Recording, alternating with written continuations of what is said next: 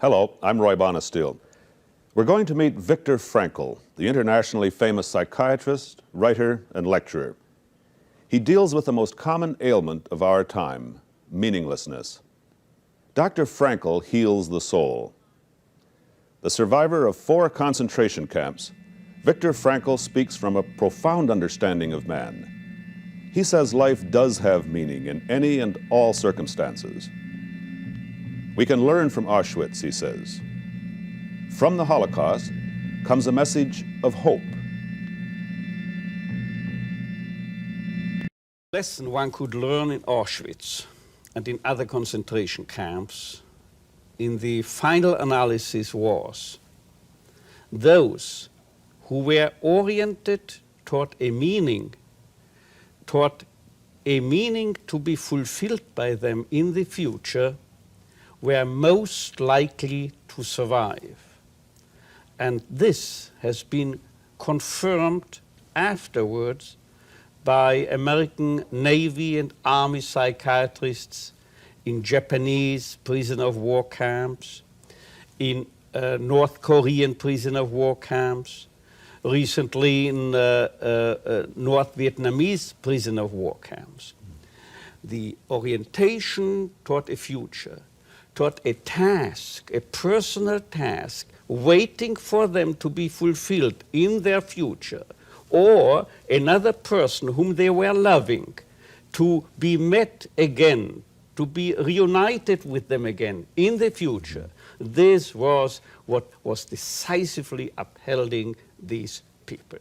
So the orientation beyond oneself, you see, the question was not just survival, but there had to be a why of survival. The question was survival for what? Unless there was something or someone, a person or a cause, for whose sake to survive, there was survival scarcely possible. Most of us have never been in the concentration camp experience. We've never had to go through that horror and tragedy, and so one would think that today it would be easier to find meaning in life, and yet I sense that it's more difficult in a sense today than it was in years past. Do you think that? You're absolutely right. Well, why is that? Because we are living in a society, either in terms of an affluent society or in terms of a welfare state, as we in Austria are living in. Anyway, these types of societies virtually, or at least they are out, virtually to satisfy and gratify each and every human need, except for one need, the most basic and fundamental need operant in man, the need for meaning. Consumer societies even creating needs, but the need for meaning, or as I'm used to referring to it, the will to meaning remains unfulfilled. It's what I'm used to calling recently the unheard cry for meaning. You scarcely will find any reference to what is the most fundamental and basic concern of man. Neither pleasure nor happiness, nor power or prestige, but originally and basically his wish, his desire to find and fulfill a meaning in his life, or for that matter, in each single life situation confronting him. And if there is a meaning to fulfill, if he's aware, if he becomes cognizant of such a meaning, then he's ready to suffer, he's ready to offer sacrifices, he's ready to undergo tension, stress, and so forth, without any harm being done to his health.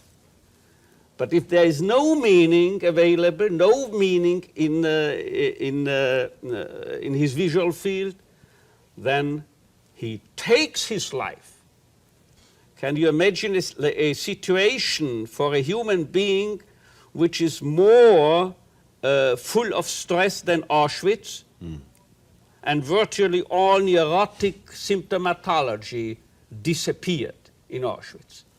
And the degree to which suicide took place in Auschwitz and Dachau was astonishingly, surprisingly low, according to whoever wrote books, psychiatrists writing books on the psychology and psychopathology of concentration camp life. And on the other hand, in the welfare state of Austria, a teacher showed me a list of questions his students, his pupils, were allowed to ask him. And you know what was top ranking on the list as to the frequency of the questions? Suicide among youngsters of 14 to 15 years of age in a welfare state such as Austria. Suicide. There are virtually no stress or tensions because they are pampered. Nobody allows himself to challenge them. What young people need are ideals and challenges, personal tasks, and to begin with, in the first place, examples, personal examples, but not the coward people who don't venture to confront them with anything because they might become angry because they are challenged. Neither parents nor school teachers are courageous enough to challenge them. Don't arouse tensions. Don't create tensions. Don't put stress on them. It is well known among neurologists and psychiatrists that placing too high demands on people is even less dangerous than placing too little demands on them. See?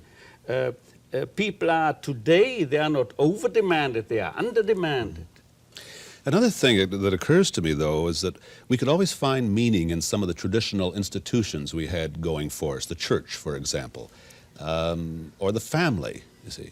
And this seems to be diminishing, these institutions, and they have less importance, it seems to me, in our lives today.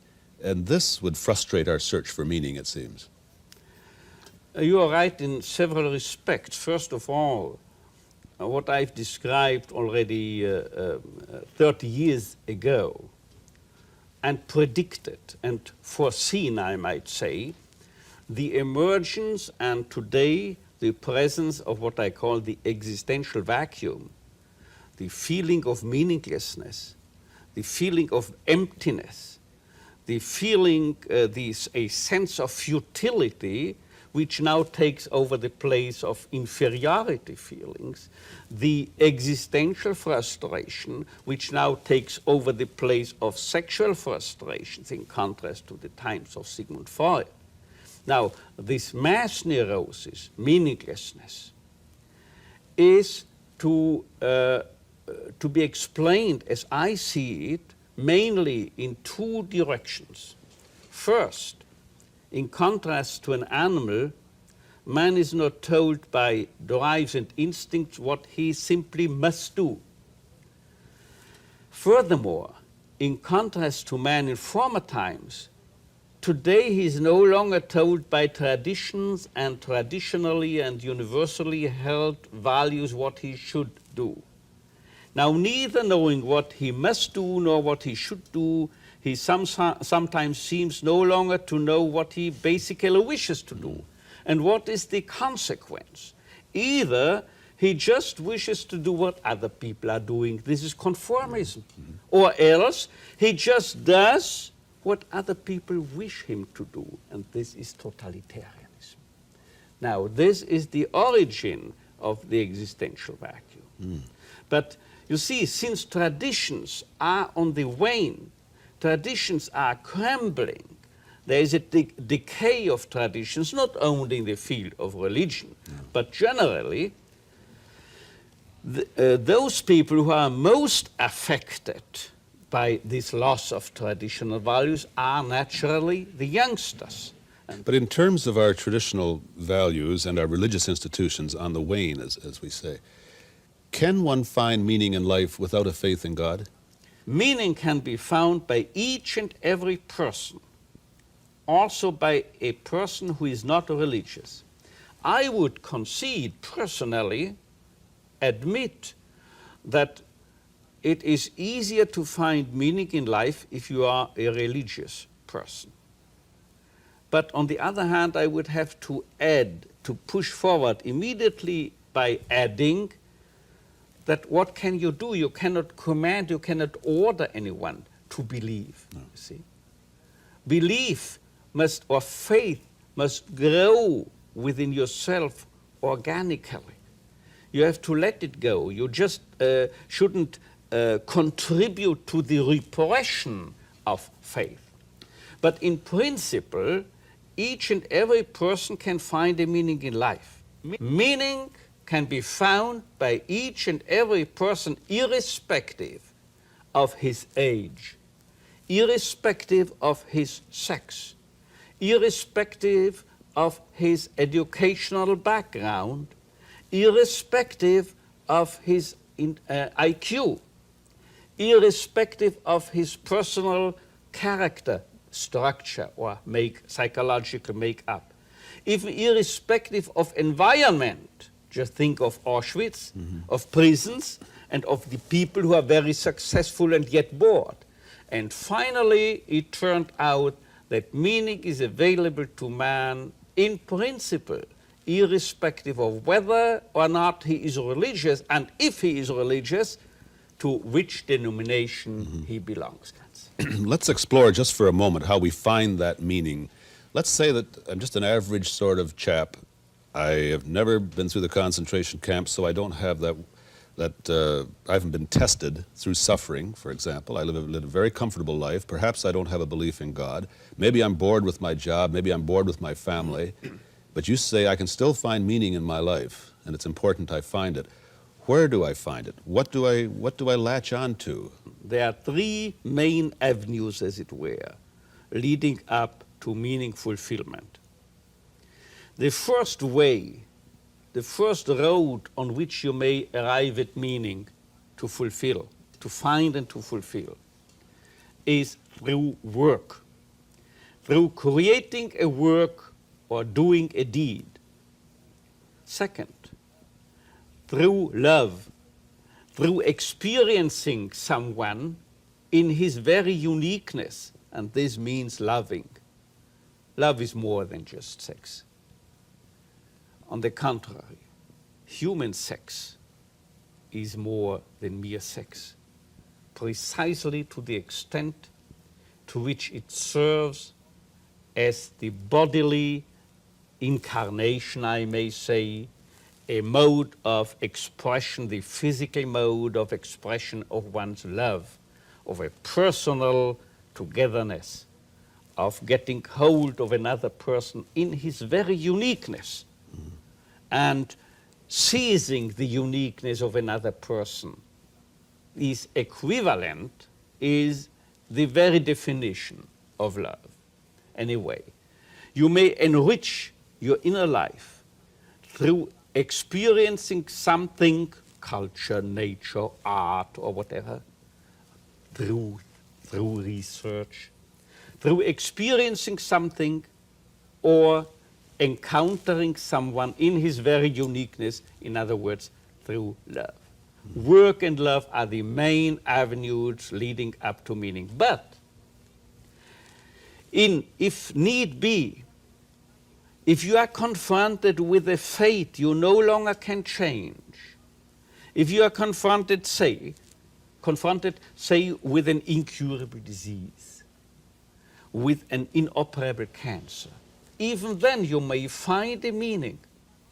You may even find the deepest possible, the highest conceivable meaning, because you then have an opportunity to bear witness of the human potential at its best, of the most human of all human capacities, which is to turn a tragedy into a personal triumph, to turn your predicament into an achievement on the human level. No animal can do anything like this. No animal ask the question whether life has a meaning or not. But no animal is capable of even turning a predicament into an achievement, man alone. But if he so does, then he has reached the peak of whatever man is capable of. So we can find meaning.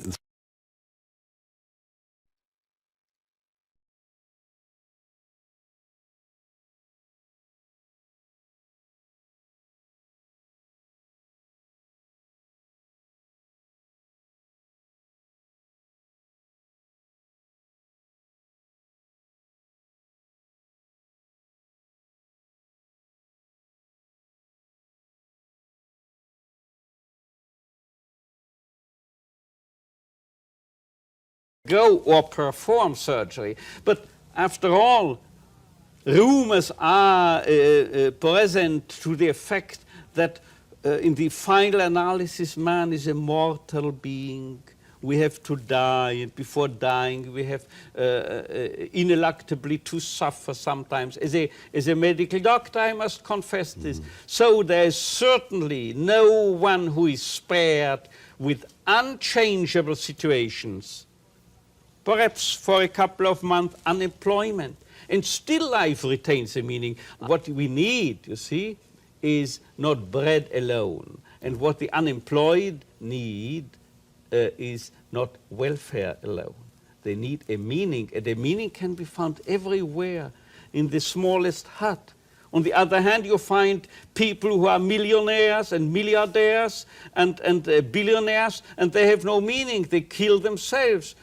On the other hand, I can present you heaps of letters due to unknown reasons I always get from American prisons, you see, letters to the effect, only here in prison, a few hundred yards far from the electric chair, I have at last found meaning in my life, only here.